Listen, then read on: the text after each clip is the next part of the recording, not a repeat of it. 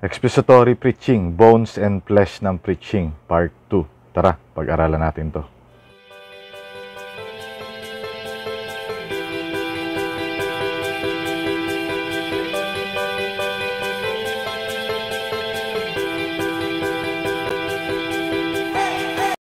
Magandang araw po sa inyong lahat at ngayon po ay mag-aaral ulit tayo ng salita ng Panginoon at ipagpapatuloy po natin yung part 2 ng expository preaching po, no.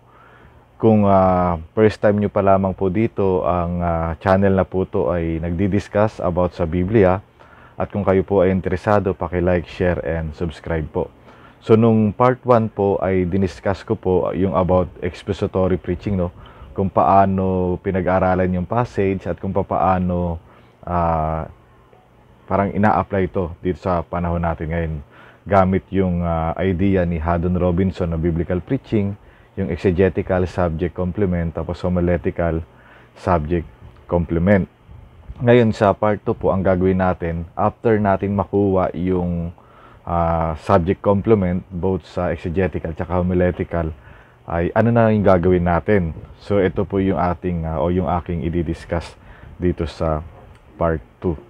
Siya nga po pala, kung hindi niyo pa po napapakinggan or napapanood yung part 1, ay suggest po no na panoorin niyo po muna, pakinggan niyo po muna bago kayo pumunta dito sa part 2. Subalit kung napakinggan niyo na po yung part 1 is mas maganda po no na at least nandito na kayo ngayon sa part 2. Sige po, ang una po nating gagawin is titignan po muna natin o bibisitahin natin yung part 1, yung exegetical subject complement ng John 3:16. So yun po yung magiging example po natin ngayon dito sa may part 2. So halimbawa nakuha na po natin yung John 3:16 ng exegetical subject complement at homiletical subject complement. So papaano natin ngayon to i-apply ngayon. Dagdag ko rin po pala yung gagawin nating yung sinasabi natin bone and flesh, no, dito sa part 2 ay applicable po kapag gagawa kayo ng sermon sa devotional sermon, topical sermon, or textual sermon. So lahat po ng klase ng sermon na binanggit ko dito o nasa harapan ninyo ngayon ay applicable po yung gagawin natin dito sa part 2. Nung part 1 po ay diniscuss natin itong John 3:16, no. Sabi po dito, for God so loved the world that He gave His one and only Son, that whoever believes in Him shall not perish but have eternal life. So halimbawa yan po yung ating Bible text at based sa ating pag-aaral kay Haddon Robinson, ang una nating gagawin ay titignan natin or kukunin po natin yung tinatawag na big idea or let's say summary po, no, ng John 3:16. At based sa ating pag-aaral sa part 1, ang atin pong nakuwang big idea ay ito. God loves us, or minsan sinasabi natin God loves the humanity, God loves the world, no. So pero sinasabi po rito at tinuturo sa atin, no, na kinakailangan mga hanggang 8 words po yung pwede nating gamitin at minsan tinatawag din tong pericope. At ang naging subject natin sa exegetical, why did the loving God send His Son to the world? So yun po yung ating exegetical, ibig sabihin nung unang panahon po, no. Then sabi rito sa complement, the loving God sent His Son to the world so that whoever believes should not perish but have eternal life. Yun po yung naging complement natin in exegetical. So yun nga po na exegetical subject complement. Tapos pag nakuha na po natin yon, ang susunod naman is yung homiletical. Ang homiletical po natin is why our loving God the Father sent His Son to the sinful humanity. Yung homiletical, ibig sabihin yung ngayon na yun, no, yung panahon natin. Then ang naging sagot po natin dito sa complement niya ay, sabi po rito, complement, our loving God sent His Son to the sinful humanity so that whoever believes in Christ, ito po yung parang magiging main point natin, will not go to hell, yun yung number 1, but receive eternal life. Yun po yung point number 2. Mamaya papakita ko po, no. So yun nga po, nakuha na natin yung subject complement ng both exegetical at homiletical. Ngayon, after natin makuha ito, ano na yung gagawin natin? So ito na po yung gagawin natin ngayon, no. So ganito na po ang ating gagawin, no. Pagkatapos natin makuha yung exegetical subject complement, yung nilalagyan na ng bones and flesh na sinasabi.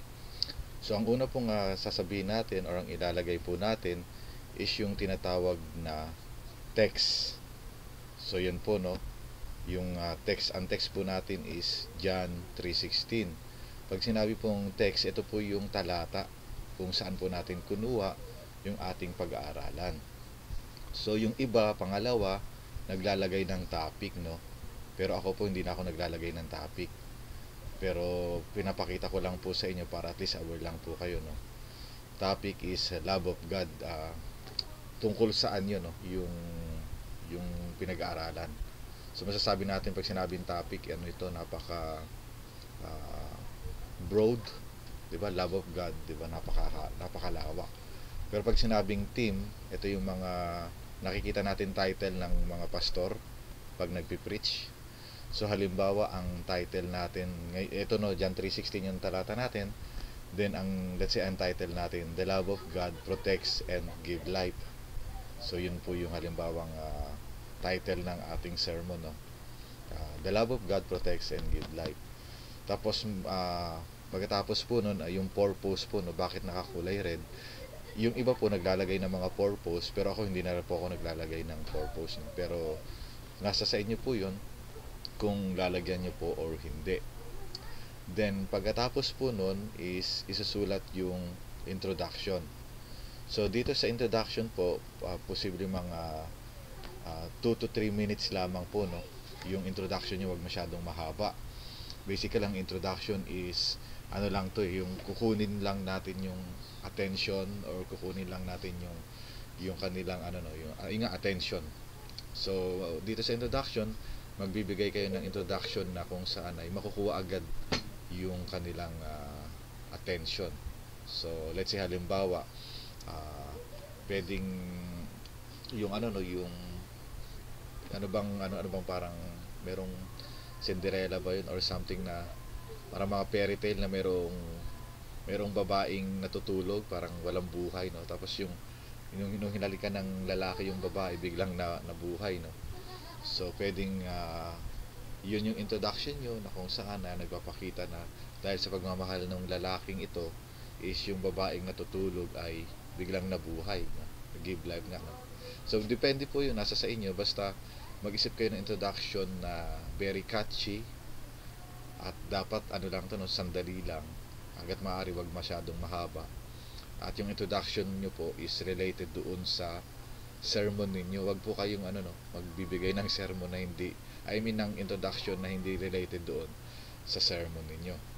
Then pagkatapos po nun, yung iba naglalagay po ng sermon sentence, no. Yung sermon sentence po natin, ito po yung galing sa ano, no, sa homiletical, yung kung mapansin nyo yung sa may subject tsaka complement, no, wala lang yung question. Doon kasi sa question, 'di ba, sa homiletical subject complement natin, yung subject, yung question nga, no, ay sabi, why our loving God the Father sent His Son to the sinful humanity. Pero dito sa sermon sentence, tinanggal lang po yung why, tapos our loving God the Father sent His Son to the sinful humanity. So yun po yung sermon sentence.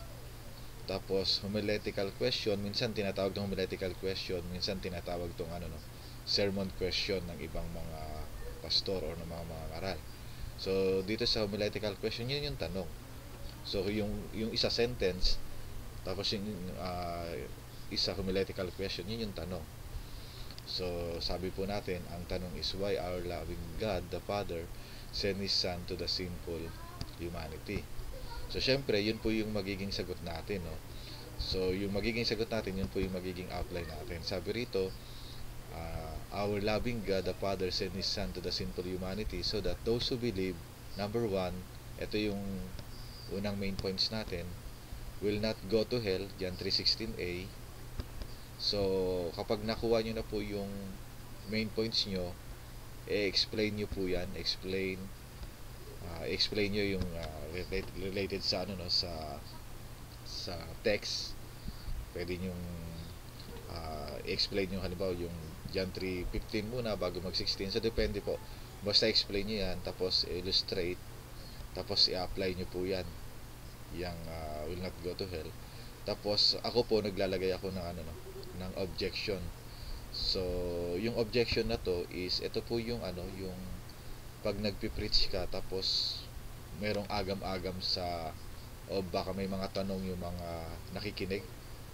Let's say halimbawa, ang preaching mo is halimbawa number one main points mo, salvation by faith. Di ba? Halimbawa yun yung number one. Halimbawa lang po to, no? Salvation by faith. So siguro ang isang objection diyan ng mga nakikinig, paano, saan papasok yung works? So dapat pag ini-explain mo yung salvation by faith, i-explain mo rin kung saan papasok yung works. So 'di ba? So parang ganun po any objection para mas maging malinaw sa mga nakikinig. Tapos after po ng objection, meron po yung nakalimutan ko lang ilalagay ko no. Meron yung tinatawag na ano ba to yung pagka transition yan. So transition. So bawat ano po main points po from one papunta uh, sa ibang main points, mayroon tinatawag na transition, mga transition words. Halimbawa, yung ano, our loving God the Father send His Son to the sinful humanity so that those who believes will not go to hell.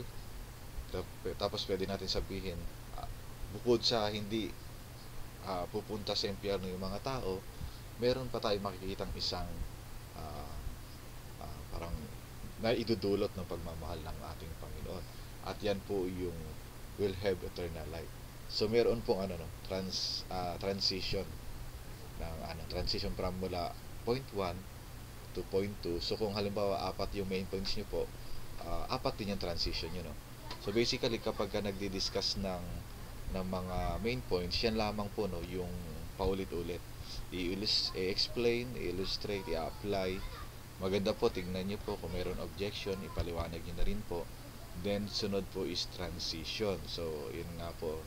Then, pagkatapos po nun, since dalawa lang naman po yung ano natin, yung main points, syempre pagkatapos po ng pangalawang main points is yung tinatawag na conclusion tsaka challenge. So dito po sa conclusion, bibigyan niyo na po yung kabuuan ng sermon ninyo. Tapos yung challenge means ito po minsan is in a form of hamon o question. Iiwan mo yung magbibigay ka ng isang question tapos bago magko-closing prayer. Then ano ba yung mga parang suggestion ko dito no? So siguro itong gantong preaching na dalawang main points lang, I suggest na mga 30 to 35 minutes po no. Pwede na tong ma-preach. Pero kung halimbawa kayo po ay usually laging nagpi-preach, I suggest po no na i-limit lang po natin yung preaching natin from 30 minutes to 45 minutes kasi 45 minutes hanggang pataas na po is yung interest ng tao is parang bumababa no. Maliban na lang kung talagang napakagaling nating magsalita, parang dynamic natin no. May mga tao kasi minsan kahit na isang oras nagsasalita ay parang okay lang no. Pero basically ganun po mga 30 to 45 minutes sa pagpipreach is okay na po yun. Pag umabot na ng 1 hour is medyo matagal na po yun para sa mga nakikinig. So yun po yung ano no, yun po yung mga may share ko sa inyo. So ito po yung bone and flesh na sinasabi. Yung bones po di na binabanggit dito. Ito po yung text, topic, theme, yan yung introduction, sermon, sentence. Tapos yung flesh po na binabanggit, ito yung John 3:16, love of God. And then yung title no. So yan po yun lahat. So yun lamang po at sana po ay natuto kayo no dito sa aking sinasabi at tinuturo. Pasensya na po kayo kung minsan ay nagiging parang redundant yung aking ano no, yung aking sinasabi. Pero sana po ay natuto po kayo dito po sa pinag-aaralan natin at sa tinuturo ko. So yun lamang po at God bless po.